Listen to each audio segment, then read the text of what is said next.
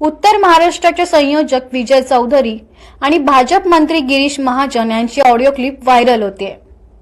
या ऑडिओ क्लिपमध्ये विजय चौधरी यांनी एकनाथ खडसे आणि त्यांच्या कुटुंबियांबाबत अश्लील भाषा वापरली आहे।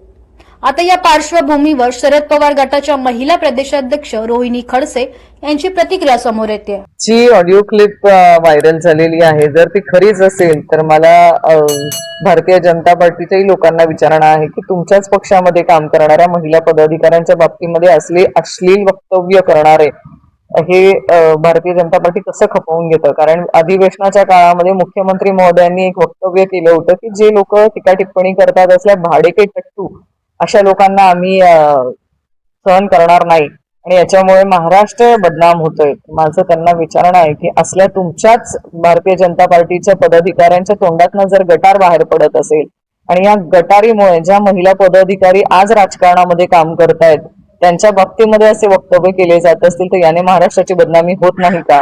याच्याने महाराष्ट्रातल्या माता भगिनींची बदनामी होत नाही का?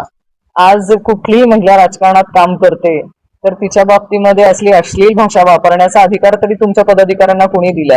आणि ह्याच्यात खेद काय वाटतो, ज्याच्यामध्ये जे तथागतित ऑडिओ क्लिप आमच्यापर्यंत पोहोचले आहेत त्याच्यामध्ये जे मंत्री महोदयांशी चर्चा करताना किंवा संभाषण करतानाची जी ऑडिओ क्लिप आहे, मला वाईट एवढं वाटतं की एखादा कार्यकर्ता गटार म्हणून बोलू शकेल किंवा त्याची ती वृत्ती असू शकते, पण तसली भाषा मंत्री महोदय तरी कसे ऐकून घेऊ शकतात? त्यांनी तरी त्यांना थांबवणं गरजेचं होतं किंवा थांबा, असली भाषा कुठल्याही महिलेच्या बाबतीत करू नये असं तरी त्यांना म्हणणं गरजेचं होतं, पण तेही कुठे होताना ते ऑडिओ क्लिप मध्ये दिसत नाहीये।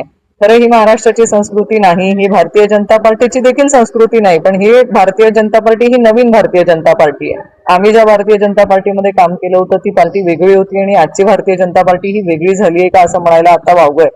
पण माझी या निमित्ताने भारतीय जनता पार्टीमध्ये काम करणाऱ्या माता भगिनींनाही विनंती आहे की तुम्ही आज ज्या पक्षामध्ये काम करतायत, तुम्ही आज ज्या पक्षाचे झेंडे घेऊन काम करतायत, एकदा त्या पक्षाचे नेते किंवा त्या पक्षाचे पदाधिकारी तुमच्या बाबतीमध्ये कसे वक्तव्य करतायत हे देखील तुम्ही या क्लिपच्या माध्यमातून ऐकू शकतात।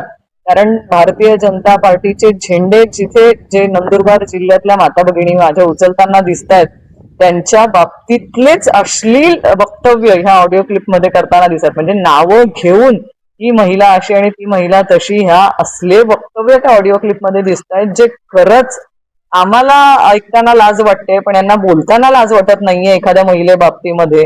तर तुम्ही ज्या पक्षात काम करतायत त्या पक्षामध्ये फक्त तोंडात राम आणि वृत्तीमध्ये रावण असं काहीतरी आम्हाला दिसतंय, तर तुम्ही कुठल्या पक्षात काम करतायत ह्याच्यावरती तुम्ही नक्की माता भगिनींनी विचार करणं गरजेचं आहे की तुमच्या बाबतीमध्ये किती अश्लील घाण प्रकारे तुमचे पदाधिकारी असतील, तुमचे नेते असतील, तुमच्या बाबतीमध्ये संभाषण करतायत।